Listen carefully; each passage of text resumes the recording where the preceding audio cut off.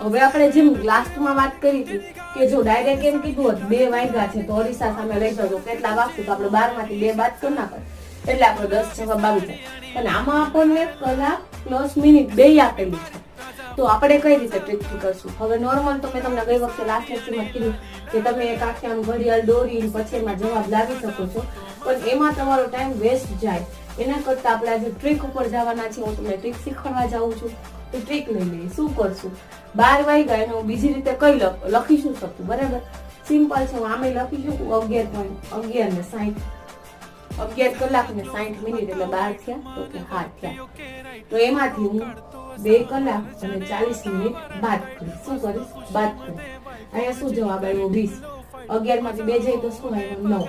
મતલબ આ વસ્તુને 2 વાગ્યા ને 40 મિનિટને હું અરીસા સામે લઈ આવી તો મારો જવાબ શું આવશે? 9 વાગ્યા ને 20 મિનિટ. શું આવશે?